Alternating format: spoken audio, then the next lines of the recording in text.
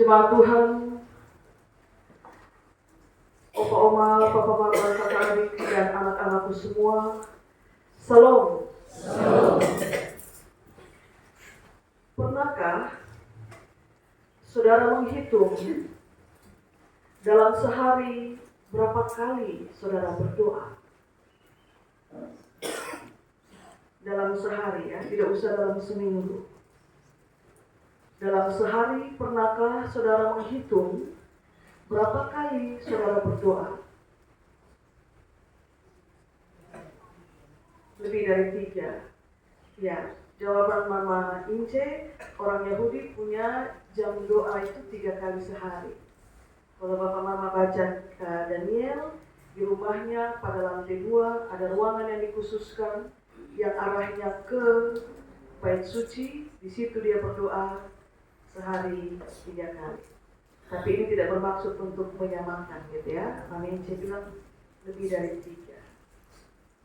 Oke, baiknya kita hitung ya. Waktu bangun tidur, sebelum beraktivitas, kita ambil saat teduh, kita berdoa, lalu kita beraktivitas. Aktivitas selesai, kita hendak bersiap untuk pergi bekerja atau pergi sekolah misalnya. Kita makan terlebih dahulu dan kita berdoa sebelum makan.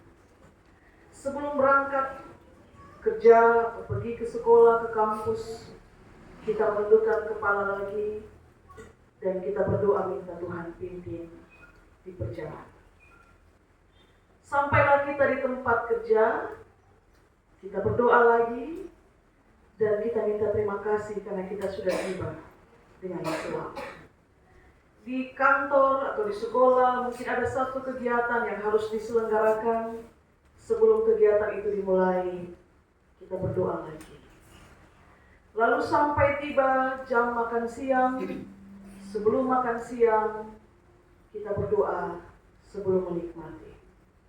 Lalu kemudian kita beraktivitas, tiba waktunya untuk kita kembali ke rumah.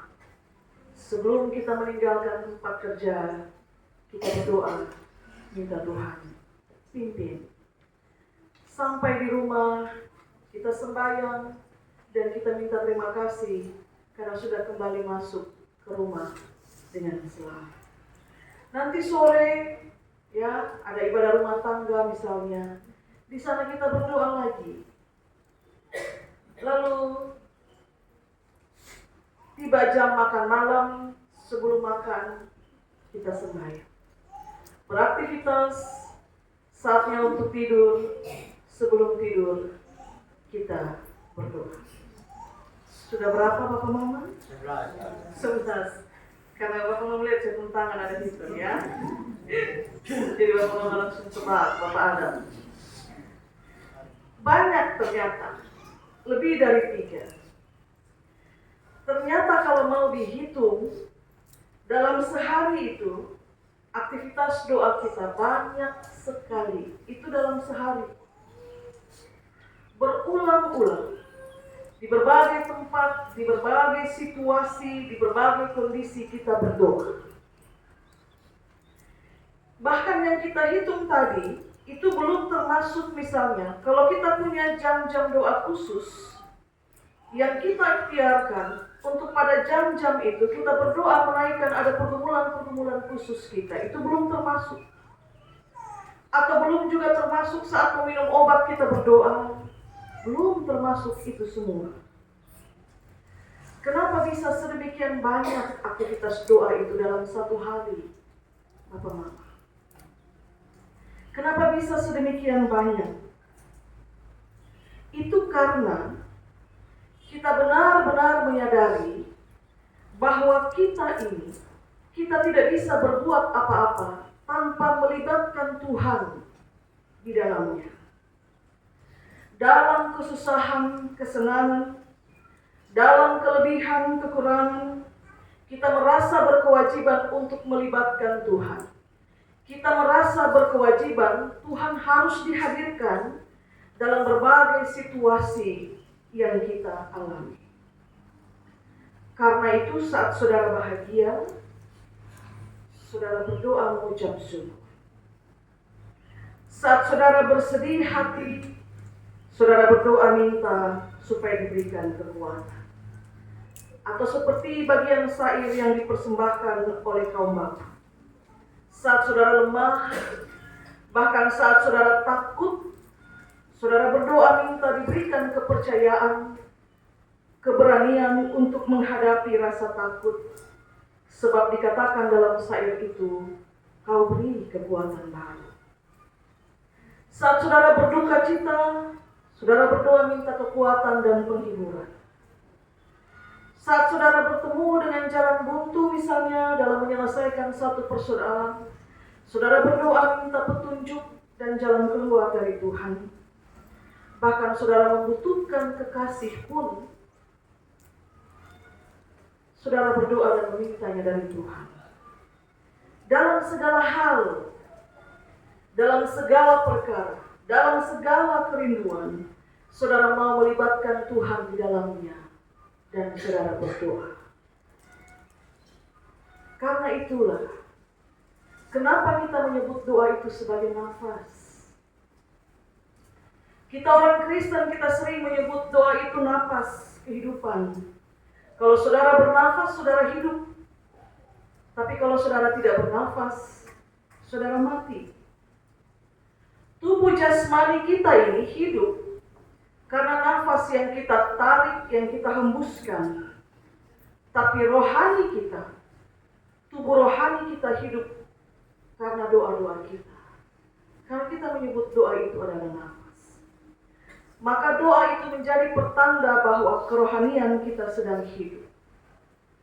Kita menghidupi doa sama dengan kita memberi nafas pada rohani. Jadi ada tubuh jasmani, ada tubuh rohani, Bapak Mama. Tubuh jasmani hidup ditandai dengan nafas, ya. Kekuatan dapat dari makan minum, tapi nafas itu menandai bahwa kita masih hidup. Dan tubuh rohani ditandai dengan nafas hidup yang terus ada, yaitu doa.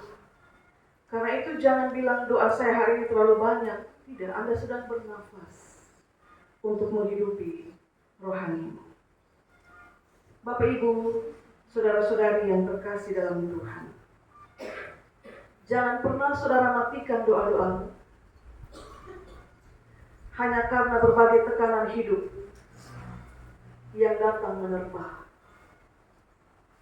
Jangan juga berhenti berdoa hanya karena saudara punya waktu yang lebih panjang untuk menantikan doamu itu dijawab. Dan juga jangan tinggalkan jam-jam doamu hanya karena ajakan dunia menarikmu sedemikian kuat sehingga saudara berpaling dan meninggalkan jam-jam doa itu. Dalam bacaan kita, kalau murid-murid tidak memandang penting doa, tidak mungkin mereka datang kepada Yesus dan minta supaya mereka diajarkan berdoa. Kalau mereka tidak memandang penting doa, tidak mungkin mereka juga mau untuk bisa berdoa seperti murid-muridnya Yohanes Pembaptis. Dan kalau Yesus juga tidak memandang penting berdoa, tidak mungkin juga dia mau ajar murid-muridnya berdoa.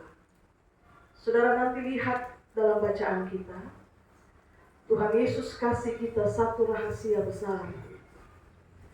Bagaimana atau apa artinya cari engkau dapat, ketok pintu dibuka, minta akan diberi. Itu rahasianya Tuhan sampaikan kepada kita. Perhatikanlah pada ayat 5, 6, dan 7, juga 8. Ada satu perumpamaan sederhana di situ. Dua orang bersahabat, Bapak Mama. Pada suatu waktu, seorang sahabat, salah satu di antara mereka, sedang membutuhkan 3 roti. Karena di rumahnya kedatangan tamu dari jauh, dan dia tidak punya apa-apa untuk dihidangkan pada tamunya. Yang dia lakukan adalah dia pergi ke rumah sahabatnya. Dia mengetuk pintu dan kemudian meminta. Bahkan bacaan kita menulis, dia bilang, pinjamkan kepadaku. Temannya bangun dan bilang, saya sudah tidur, anak-anakku sudah tidur, pergilah, aku tidak bisa memberikan kepadamu. Tapi orang ini, dia terus berdiri di muka pintu rumah sahabatnya. Dia terus mengetuk, sampai kemudian Yesus bilang,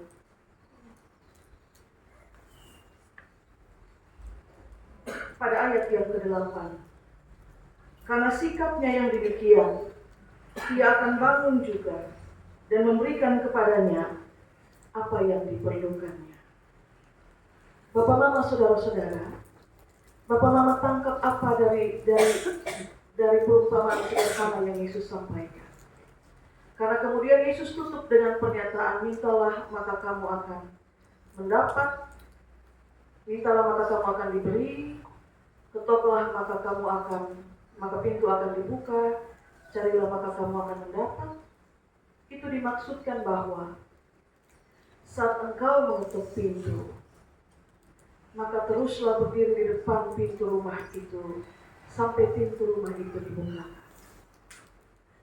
Kalau orang tadi memutuskan untuk pulang saat sahabatnya bilang kami sudah tidur, maka dia tidak akan mendapatkan 3 roti yang hendak dia pinjam.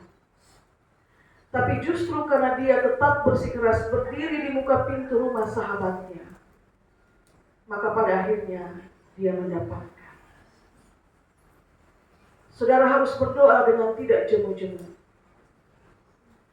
Saudara harus berdoa dengan penuh keberanian dan penuh kepercayaan untuk terus meminta sampai saudara mendapatkan.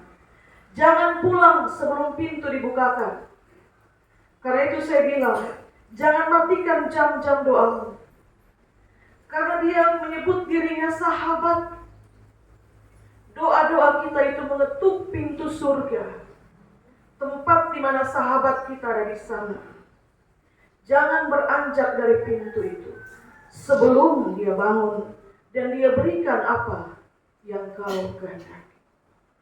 Beberapa orang mendapatkannya seketika, tapi beberapa yang lain dia membutuhkan waktu yang lebih panjang untuk pintu itu dibukakan. Tapi jangan pulang. Jangan berbalik dan pulang. Teruslah berdiri di depan pintu rumah sahabat kita dan ketoklah pintu. Pasti akan dibukakan. Jangan menyerah untuk meminta. Tetap berdiri di depan pintu rumah sahabat kita sampai dia membuka pintu dan dia memberikan apa yang kau perlukan.